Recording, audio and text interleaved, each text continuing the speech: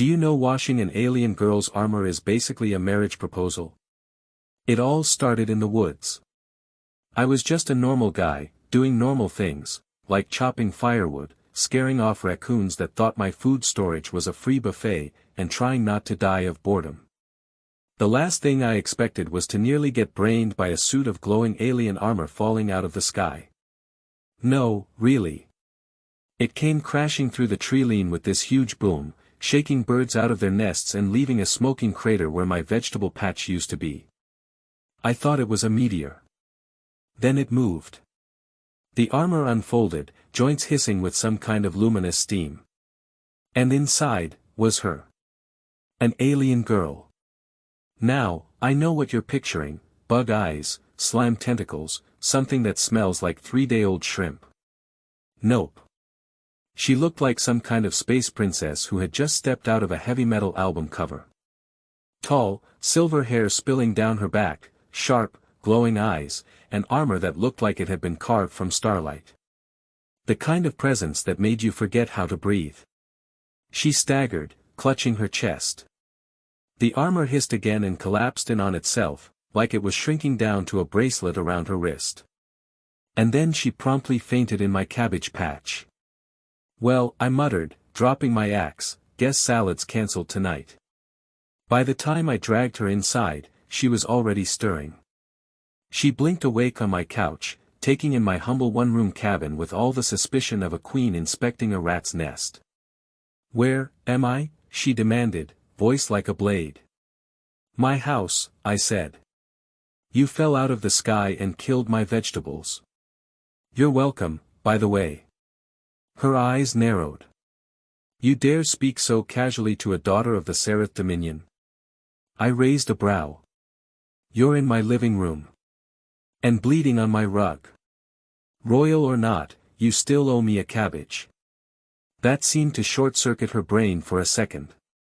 She pressed her lips together, as if weighing whether to fry me with a plasma cannon or just storm out. But then she slumped back against the couch, groaning. "I require aid. My armor is damaged. The purification systems must be cleansed.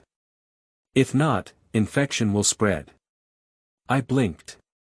"So, you want me to wash your armor?" She fixed me with a glare so intense I half expected my eyebrows to catch fire. "Do not mock me, human. It is no simple cleansing.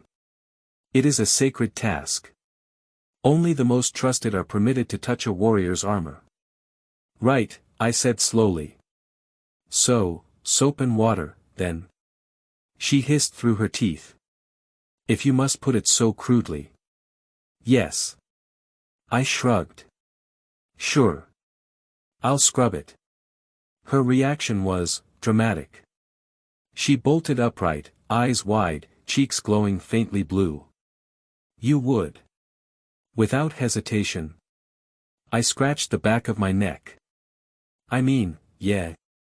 I already had laundry day planned. What's one more load?" She stared at me like I had just proposed a joint mortgage. Then, to my eternal confusion, she dropped to one knee, armor bracer glowing faintly.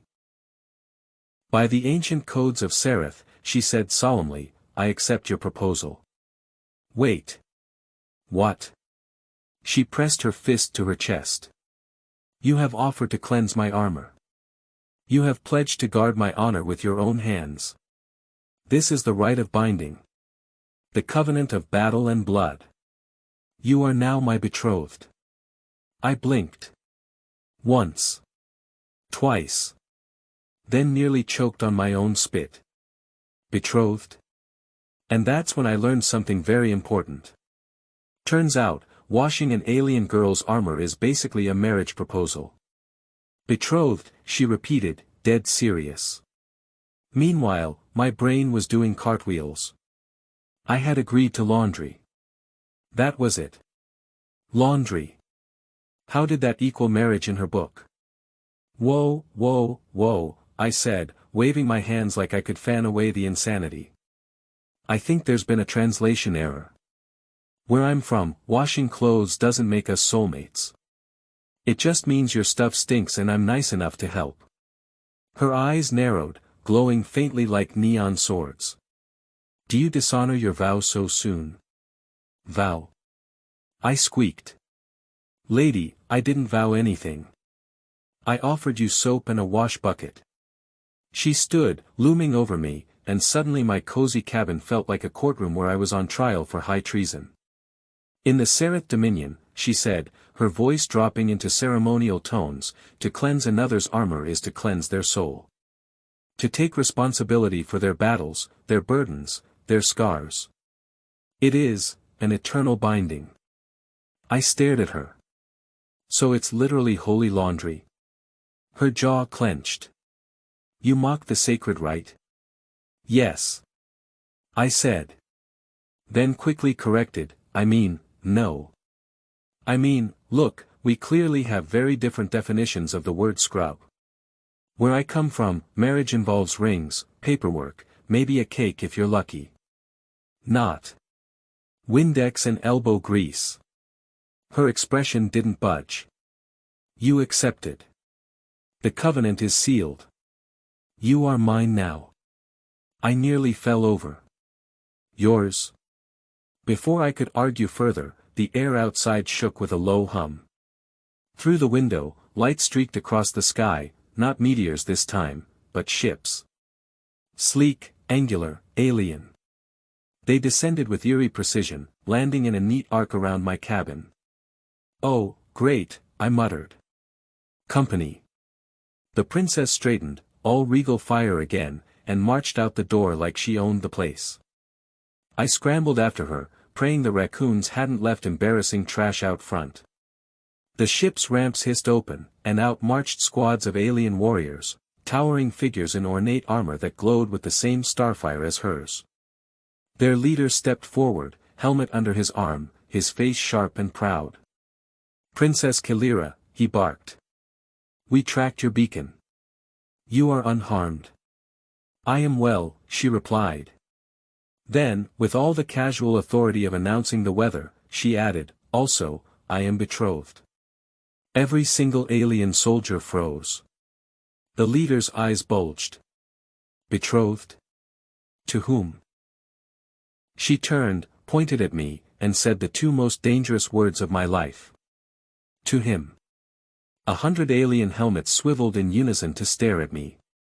Hi, I squeaked, giving a pathetic little wave. I'm the laundry guy. The silence that followed could have frozen the sun. Then the leader dropped to one knee, slammed his fist to his chest, and barked, then we honor your union. I nearly fainted. What union? Kalira, on the other hand, looked smug as a cat in a cream factory. Prepare the ship, she ordered. My betrothed will be escorted with honor to the capital. With honor, the soldiers roared back. And just like that, I realized I was not only accidentally married, but also about to be paraded in front of an alien empire as the guy who washed their princess's armor. Which, apparently, made me royalty. Somewhere in the chaos, I muttered under my breath, I'm starting to think I should have just stuck to cabbages. The spaceship ride should have been awe-inspiring. Gleaming corridors, walls that pulsed with strange light, stars streaking past the windows like rivers of fire. But I couldn't enjoy any of it because everywhere I went, aliens were bowing. To me. Welcome, consort. Blessings upon your union. Your hands must be truly divine to have earned such honor. Divine hands. My hands. The same ones that just last week burned themselves on a frying pan while making eggs. Please, I begged the guards at one point, this is all a mistake. I was just trying to help with laundry. They looked horrified. One even whispered, how modest, he downplays his sacred deed. I wanted to scream. When we arrived at the capital, things got worse. The city itself was breathtaking, towers of crystal that shimmered in the sun, bridges of light arching between them, markets overflowing with colors I couldn't even name. Aliens in elaborate robes lined the streets, tossing petals that glowed like embers. And all of it was for us. Kalira walked at my side, radiating pride. I stumbled along, trying not to trip over my own shoelaces while people shouted blessings. Somewhere in the crowd, a merchant actually yelled, "Show us the hands that cleansed her armor." Before I could hide them, Kilira seized my wrists and lifted them high like I was a prizefighter. "Behold," she declared. "The hands of my betrothed." The crowd went wild. I, meanwhile, was dying inside. Finally, we reached the palace, and if the city was grand, the palace was ridiculous.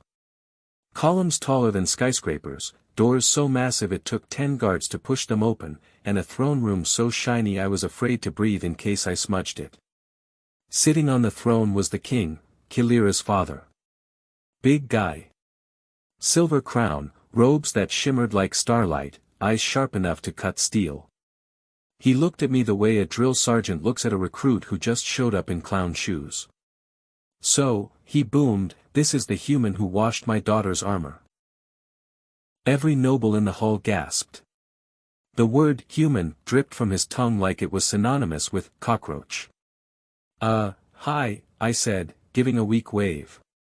For the record, it was more like spot cleaning. The nobles erupted in outrage. One shouted, "Blasphemy! He mocks the right." Another shrieked, "A commoner cannot touch the sacred steel." Kilira silenced them with a glare. He did not just touch it. He cleansed it. Willingly. Without hesitation. He is bound to me. The nobles collectively lost their minds. Impossible. An insult to our bloodline. He must be executed at once. I tried to laugh it off. Okay, wow, everyone's really intense about dish soap around here. Silence, the king roared, and the hall fell instantly quiet. He leaned forward, eyes boring into me. "Human. Do you understand what you have done?" I swallowed hard. Based on everyone screaming at me? Nope. The king's voice thundered. "You have performed the rite of binding. You have pledged your life, your honor, your very soul to my daughter.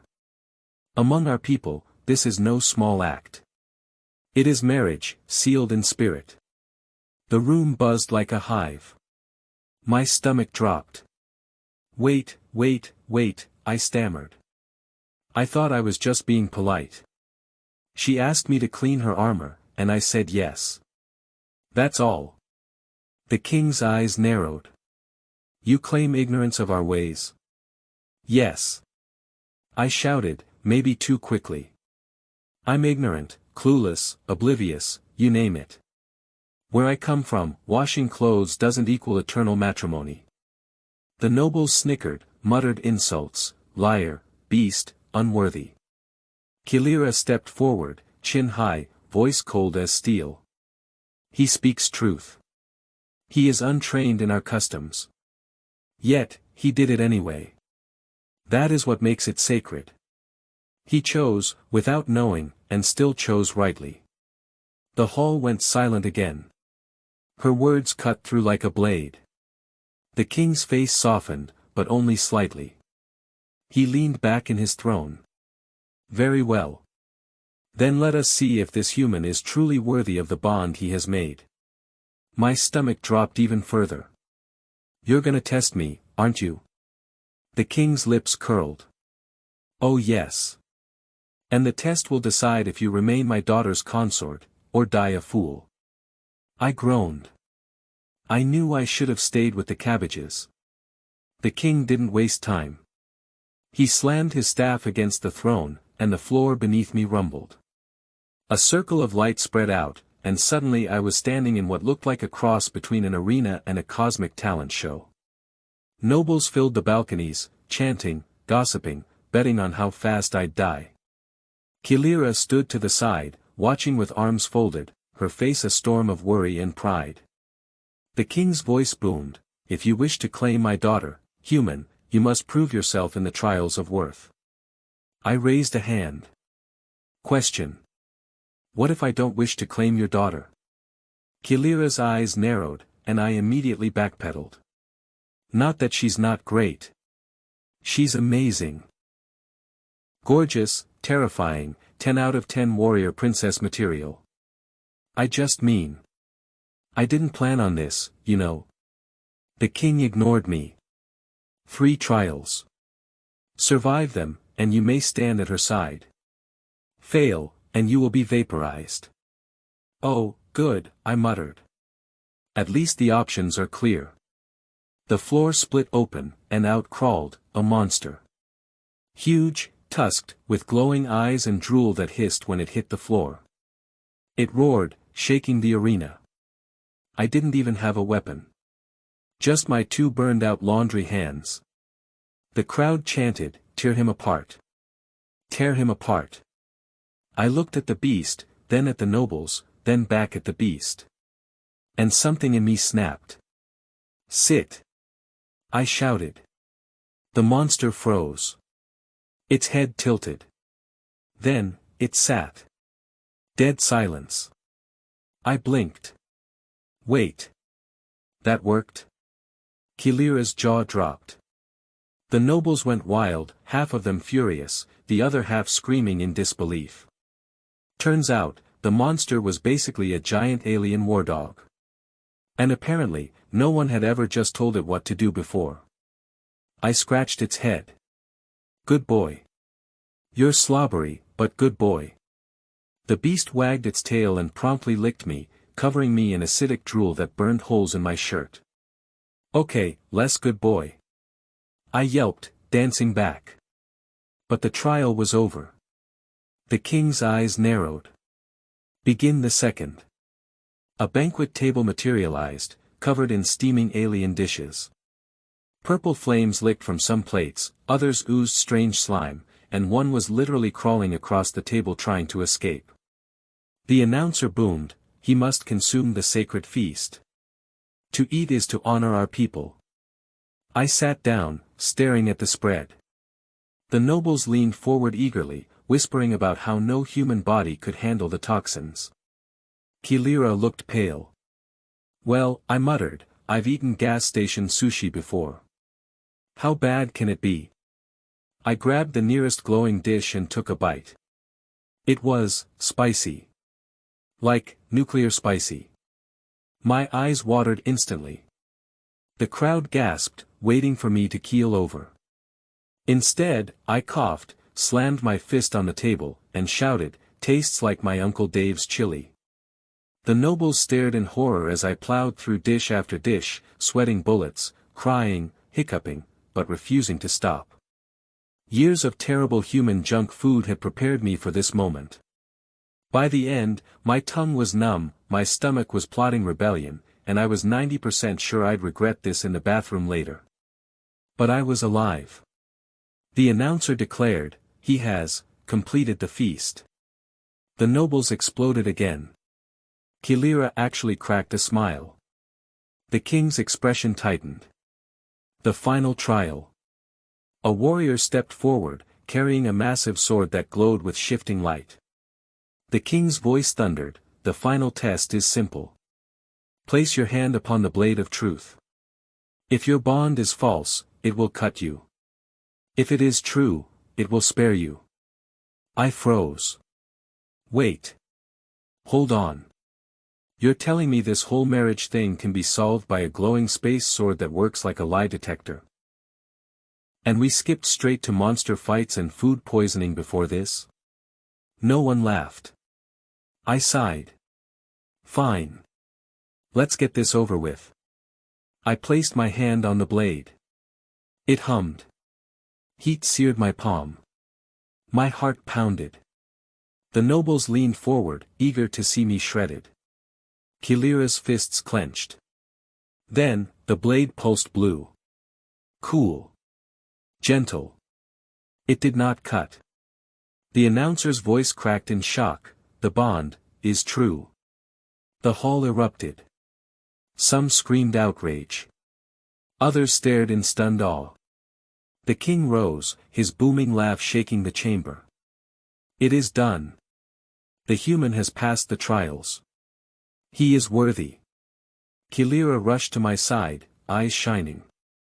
She whispered, half in wonder, half in disbelief, You're you really are bound to me. I groaned, holding up my hand. I'm bound to a lot of things right now. Mainly heartburn. Later, when the chaos had settled, the king called me aside. His voice was quieter now, almost respectful. You do not realize, do you, he said. Realize what? I asked, still hiccuping from the alien chili. The blade does not measure rituals. It does not care for armor or vows. It only reads the heart. And yours was true. When you cleansed her armor, you meant no harm, no mockery, no deceit. You only meant to help. That purity is rarer than diamonds in this empire. I blinked. So basically, I passed because I'm a nice guy who does chores. The king's lips curled into a grin. Exactly. And that is why you are dangerous. No blade can pierce a heart that loyal. Kilira slipped her arm through mine, smug as ever. See? I told you. You're mine now. I sighed, staring out over the alien city, petals glowing as they fell from the sky. Turns out, I muttered, washing an alien girl's armor really is a marriage proposal. And the crowd cheered as the human laundry boy became an accidental prince.